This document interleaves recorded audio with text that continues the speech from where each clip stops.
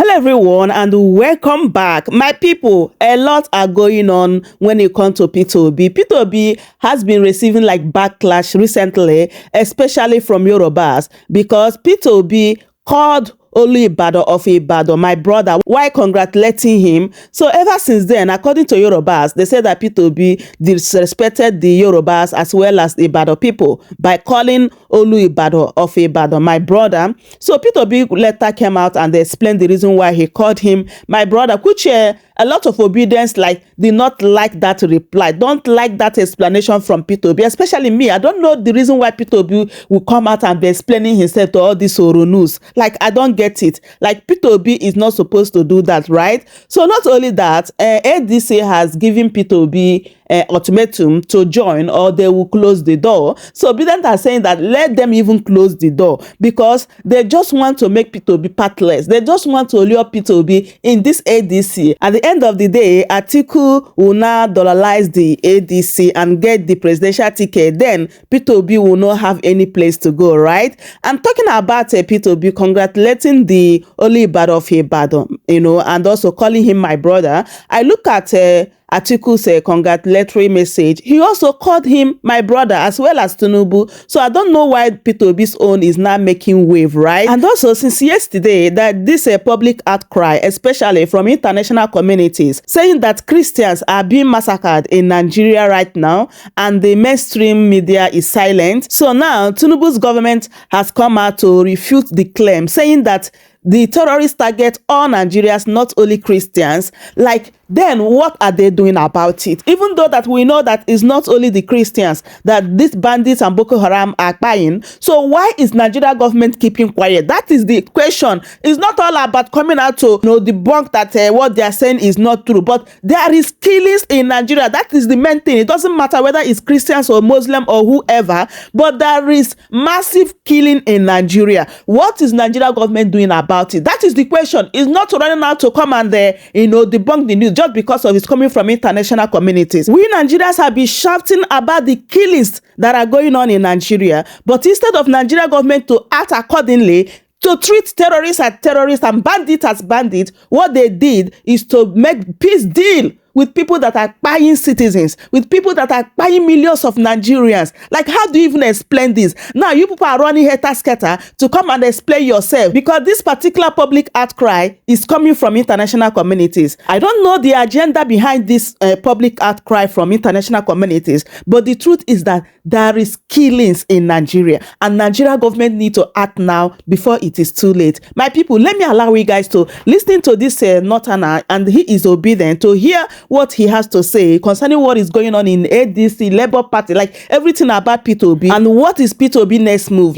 Where did the Peter Obi actually belong to? Take a listen. Do well to subscribe, share this video, and also leave your thoughts in the comment section. Thank you so much for doing so. Thank you so much, Elder Yusuf Dambake. I know today is Sunday and you have quite a lot to deal with at home and a couple of other engagements, but thank you for sparing your time with me.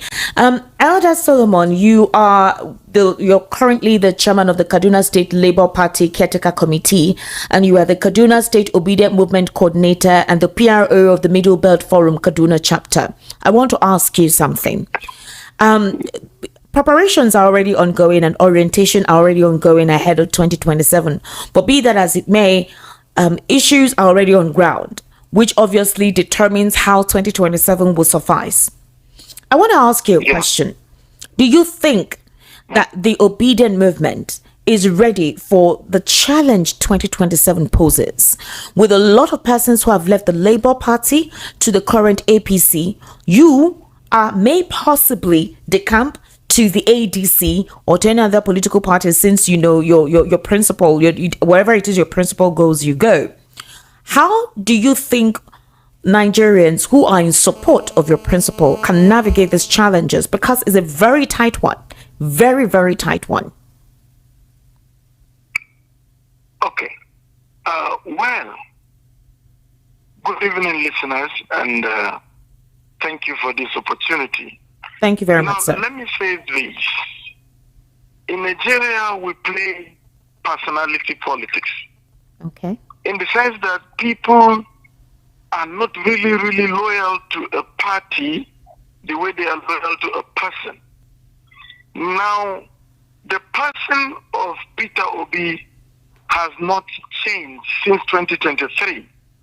The qualities that he is known for, even as governor in Anambra State, has not changed. So, politicians can move here and there, but the Nigerian people are still holding on to what they have seen in Peter Obi, which makes him different from other candidates. And I can guarantee you that majority are just waiting for him to pitch a tent. Then you will see the wave that we've seen in 2023 or even more. So certainly is the party issue that is confusing a lot of followers and supporters and is keeping them quiet for now. But certainly when he pitches a tent, you're going to see a movement that you've not seen before. I want to ask you something, sir. How is Kaduna? Yeah. What's the political hemisphere in Kaduna right now? Well, right now, the people are divided. Okay. You know, they had a bad 8 years experience with El-Rufai. And then now we have Obasani, and he was part and parcel of El-Rufai's administration. Okay. But there's this personality clash between the two of them, and it's making it look as though Obasani is innocent. But he is as guilty as El-Rufai. We see them as the same. And then coming to the Labour Party and the obedient movement, people do not want to see Obi having anything to do with El-Rufai, but we're trying to manage that. We're trying to explain to them that show me your friends and I'll tell you who you are is not obtainable in politics. It can be obtainable in other parts of life, but in politics, you can have a friend that is really different from you, but because you are targeting the same goal, you can work together towards it. But that has not been easy, I must tell you. And people are a little bit impressed, especially from the southern part of Kaduna, with Tinubu's administration because of the CDS and the university, Federal University and Federal Medical Center given to them. But the northern part of Kaduna are mostly with El-Rufai and then some with Peter Obi because they are getting to accept Peter Obi. You know how Kaduna is when you say northern side, you are talking about the Muslim-dominated area. Thank you. All right. So with this, with what you just described, is there a possibility of harmonization before 2027 in terms of acute conviction? The reason why I asked is this. There are talks that Peter Obi may not eventually run with the ADC. Now, I'm sure you're very much aware that the Obedients have been speaking with Jonathan and Atiku, asking them to please support Peter Obi. Others believe that if Peter Obi is popular, as he says, then let him test that strength of popularity and let him contest in the open primary. If he emerges, everybody supports. But others feel like with the persons in the ADC, it would definitely tilt in favoring Atiku Abubakar. And this is the turn of the South. Now, if it does happen that Atiku comes on board, there are fears that the votes will be divided. Most of the Obedients may not necessarily be passionate to want to commit themselves in campaigning for Atiku. Others feel that what happened in 2023 may be the same thing that will happen in 2027 because that enthusiasm, especially from the supporters of Obi, may reduce. Now, others believe that since Peter Obi said he'll be announcing the political party he would run with in November, that it's possible it may be ADA or Labour Party. However, right now, it is obviously deliberate that he has not really said where he is.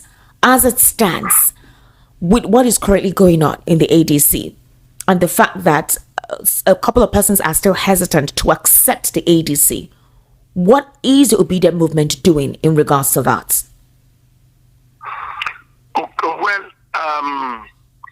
I'm a state coordinator of the obedient movement, and then the national coordinator is in the best position to speak on behalf of the obedient movement. But what I will be saying is my personal opinion and what I think based on what I'm saying. To be candid, I see ADC as a trap.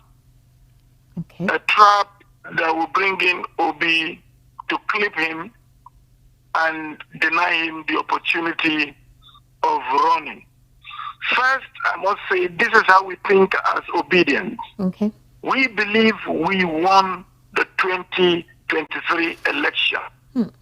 We despite the announcement that didn't favor us. So if we won without merger, we believe we can still win again without any coalition. We can still do it again. We have learned our lessons and we think we know better, especially how to defend our votes. But it is important for the sake of Nigeria that the coalition work so that it will become easier to have a clear win of the ruling APC. But it is not a do or die. Okay. First, I'm a northerner, and I feel, in all honesty, power should be zoned to the south. Okay. PDP set an example that shows a national party that wants to carry the whole Nigeria along, and they zone to the south. Why can't ADC do the same? If ADC will zone power to the south, and at the end of the primaries, Obi did not pick the ticket, I think it will be justifiable, and many of us will reason along that line. But when you don't zone power to the south, and you are asking Obi to come in, for us it's a trap. You are just trying to, at the end of the day, give power to Atiku. And where is the fairness? Where is the togetherness? Where is justice? The North had its own 8 years, uninterrupted, despite the poor performance. And we stood by Buhari, reinforcing failure for 8 years.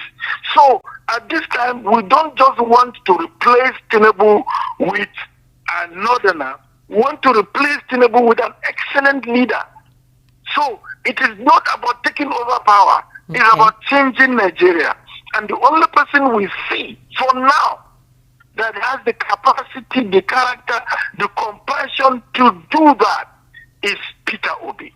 And here in the North, I am telling you, we're 100% waiting for him to pitch a tent, and then we'll support him. And Atiku is just an endorsement of Tinubu. Wow. He's an endorsement of Tinubu? But Atiku has openly criticized Tinubu on a lot of fronts, called him out.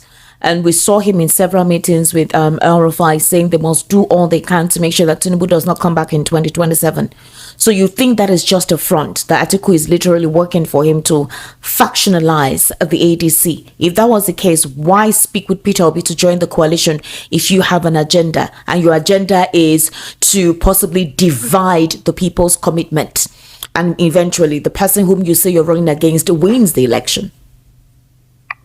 Yeah, I wouldn't conclude 100% that Atiku is working with Tinubu. Rather, I think Atiku is blinded by his ambition, and he wants to take advantage of the fact that the ordinary northern voter only knows one thing. Is there a northern Muslim on the ballot? If the answer is yes, that's the direction he's going. He will not want to ask whether the person is competent or not. Okay. That's an ordinary northern voter. So that's what he wants to take advantage of. He wants to be the next Buhari. He wants to capitalize on the blind followership of majority of the northern voters. And do you think he has it? Do you think he has it? Do you think now he doesn't? He doesn't. Okay. He doesn't. All right. I think that's a premise that he thinks he has his strength to get the blind loyalty of the Buhari supporters on his side. Yes. Okay. Well, you can never tell what is going on the ground because he's really been with El-Rufai lately. And you know, El-Rufai is a Buharist, a core Buharist. Now, El-Rufai is on a mission. He has not said if he needs any political appointment or any agenda whatsoever. For him, he has not disclosed. He's on a vengeful mission of Tinubu must not be there in 2027, and he is ready to go all out. He doesn't care. Recently, he made a couple of statements, and he said when the time is due, he's going to speak. We don't know what he's going to say. But, you know, obviously, the president has powers. He has his state powers, so one would need to be very careful with what anyone says. But the APC is very confident that they have it for 2027. Now, there is this aspect of our politics, which is tribalism. It's been introduced. Let me not say it's been introduced. It's always been there, but it's very potent now. And it feels like the Southwest is winning in this aspect. The supporters of this administration, they're winning in that regard of using tribe to possibly make sure that the polity is fragmented. Think of your brother first. No matter what anybody says, no matter how bad he is, we will talk to him inside. We will criticize him inside, but let's show him the support and he will do us better.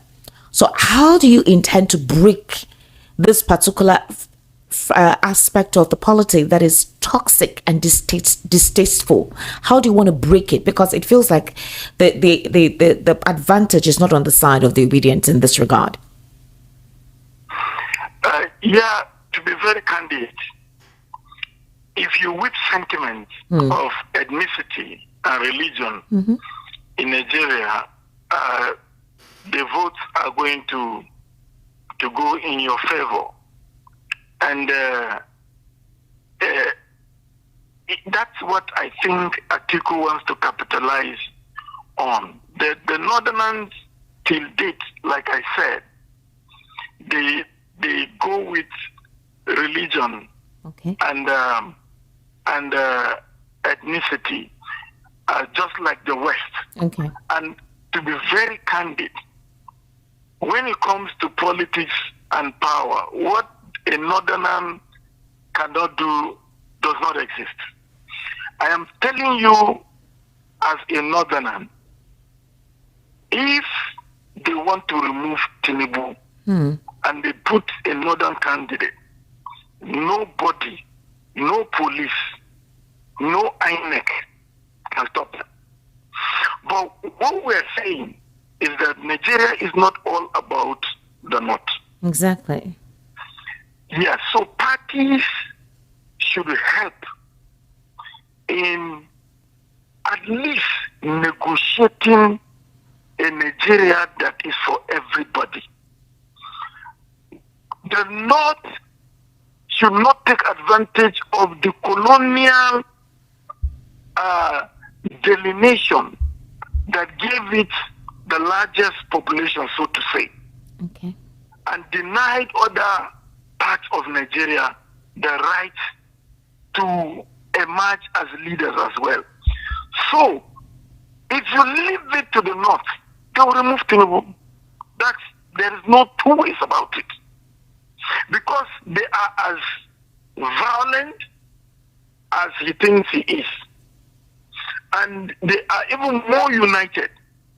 I'm telling you, if the North will bring out a candidate that will serve their interests, every Northern and around Tinubu is just waiting for a time to betray him. That's the truth. If you ask good luck Jonathan, everybody has said it. Yeah. If you ask Jonathan, they will definitely gang up and make sure it happens. And it will be very difficult for anybody in the North to announce a result in favor of Tinubu if it is not. Because himself and the family will be killed even before he leaves the place. So it's something that we all know, that despite the machinery of government at Tinubu's disposal, If the Lord wants to stop him, they will stop it. So that's why I think Peter Obi should negotiate in the ADC to have the support of these northerners, because many of them are not after removing Tinubu, are replacing Tinubu with a northerner. They are actually after vendetta, like Erufai. They actually want to prove a point. Erufai cannot sleep seeing Tinubu as a president, just like Amechi is not sleeping seeing Wike as a minister. So these two, they are... What do you mean by prove a point? Their person just served 8 years. Tinubu supported their person in that 8 years, even when the economic policies were not favorable to the people, even when insecurity was ravaging the entire nation. Tinubu and his supporters kept quiet and continued to show support. So why?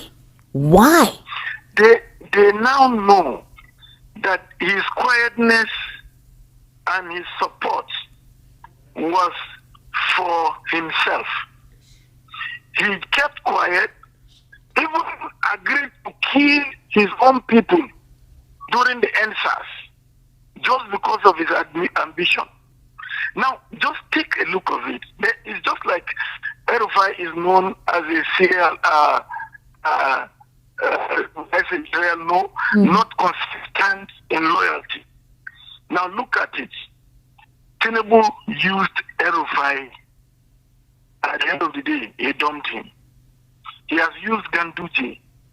And at the end of the day, where is Ganduje now? He gave him appointment. The appointment is just to take him off the center of things. So they are looking at these things. And they are also making their calculation. They are studying him. So, and again, there are certain things that they consider a right. And Tinubu is denying them this right. So for them, Tinubu has crossed the red line that he must be stopped. That he must be stopped. That is just the reality. It's not about whether he is performing, the economy is doing well or not. No. He has crossed the red line. He has offended the northerners, and he should go. All right, Elder, let me ask you a question. So if the president knows this, that a large percentage of the North, if they're able to get someone preferable, they wouldn't vote for him in 2027. Why is the target on Peter Obi? Because right now they've made it seem as if it was wrong for Peter Obi to contest, and they're literally targeting his tribe. So every day you come on social media, it's basically Peter Obi or his tribe.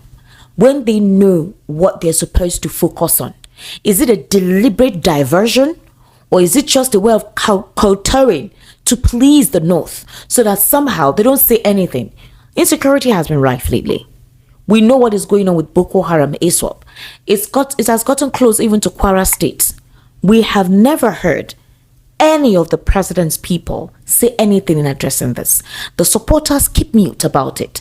Rather, they bring up other redundant issues to focus on, like there's a deliberate distraction on the timeline. So that's what I'm asking you.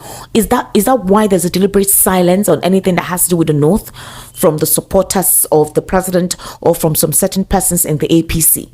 Do you think that that's a way of trying to curry their favor for 2027? Well, I don't think the APC leadership or government are serious about fighting insecurity, to be sincere. I think in the first place, they created it to favor them, and they are still hoping to use it again if possible. So I don't think they are trying to end it, and that's where some people may have problem with Peter Obi.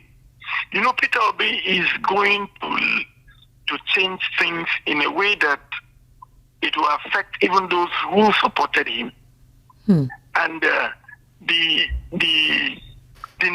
picture of a Nigeria that Peter Obi is having, no other candidate is having it. It's like he wants like a zero base. He's going to stop those who are benefiting from this structure of criminality. And they know it.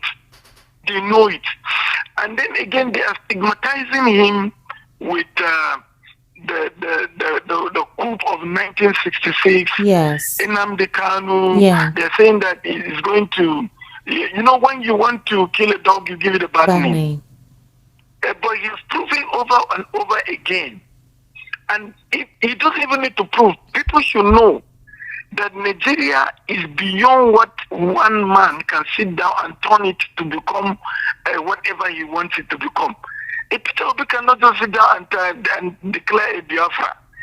Peter Obi cannot just sit down and then be running Nigeria as a Biafran country. Why are they agitating against Tinubu now?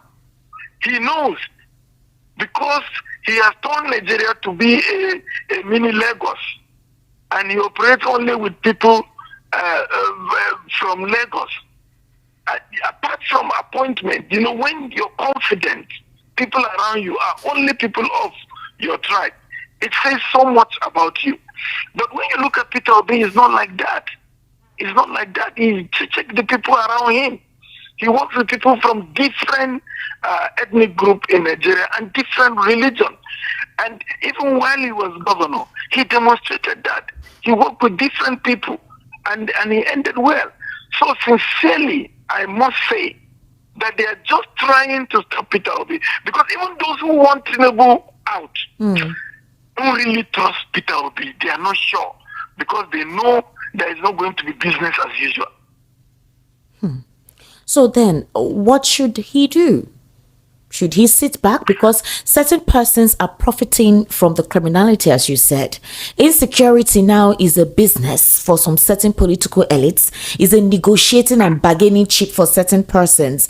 And you said something that the APC is not serious about fighting insecurity and they don't know what to do with it, so they continue to use it to their advantage. So if that is the case, and certain persons, when I mean certain persons, the North is not excluded. A lot of persons in the North are benefiting from the insecurity. That is their bargaining chip. Exactly. So if that is the case, and they feel that if he comes on board, he's going to put a pin on that franchise for them, he's going to change the status quo, like everyone knows it. The fear of possibly the Southeast domination too is a factor to consider, whether anybody likes it or not. So if that is the case, then should he rather just stay behind and let Nigeria continue to do what they know how to do best? It is the people who will go through whatever it is they're going through now.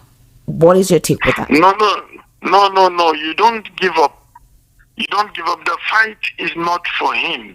Okay. The fight is for all of us. We are fighting to save the soul of Nigeria. He is just the man in the lead. But we shouldn't give up. He should not sit back. He should continue to fight. He should continue to push. Every criminality has an end. And if this is the end, because they are in a position now, even the criminals are in a position now to make a choice between making the bad system that they were part of creating wars, or turning a new leaf, and then that will send them packing completely. And at the end of the day, I see if Peter Obi continues to push, they will take the second option of, okay, let us die in peace. Let us hand over Nigeria that we spoil to a person that will fix it, so that at least it will be recorded that we stop the criminality, even if it is going to also affect us. That's the position. So we must continue to push. It is not over until it is over. And the obedience and making noise, and all Nigerians should push. Because the problem with Nigerians is that we are so docile. Do you think they are so docile? Do you think they are docile or they are afraid? We're talking about 200. Yeah, okay, well, they're afraid. That's another way to describe them.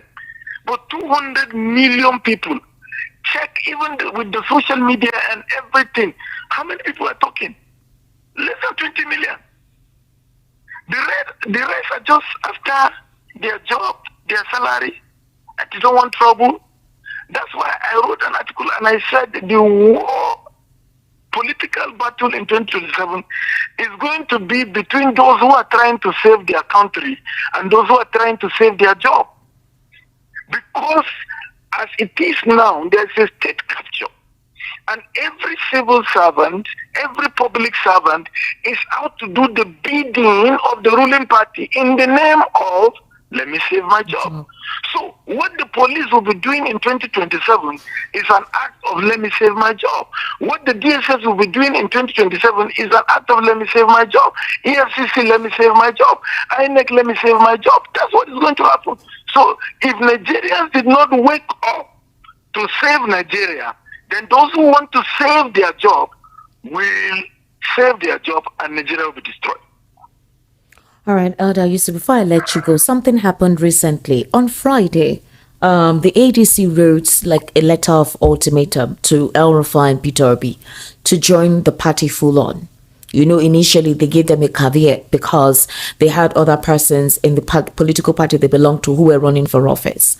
And in response to that, Yunus Atanko, the director of the Obedient Movement, responded and said, you cannot give that kind of ultimatum, and described that certain consultation is ongoing, which Peter Obi is taking his time to do. In response, the youth wing of the ADC said that Yunus Atanko is not meant to speak for Peter Obi, and that he has no political weight, he has no political draw, he has no political connection whatsoever to determine and speak on behalf of Peter Obi. Now, there are talks that the ADC is fragmented. That is the obedient camp, and then those who are really, really in the ADC, there's a supposed identification in terms of crisis. In that regard, a lot of obedients who are trying to seek one position or the other within the ADC so they can have a strong base in there. Do you think they are fully into the ADC with what is currently unraveling? You know, I in the first place, Dr. Tanko Yunusa is a leader of the obedient movement worldwide. And for anybody to say he is not in a position to speak for Peter Obi, I think the person is living in denial of the reality.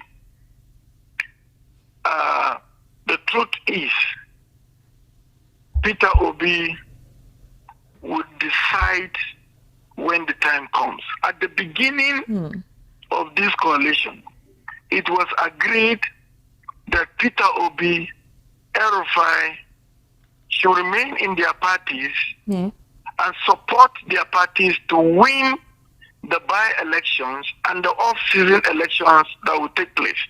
And one of these elections is the election that will take place in Anambra. Now, why are you asking Peter Obi now to move fully to ADC when the election in Anambra has not taken place? Oh, so that at the end of the day you will now accuse him of antipathy or what? So it doesn't make sense. It is not time. The ultimatum is uncalled for. It is evil and it is wrong. There was an earlier agreement. Why changing the goalpost in the middle of the game?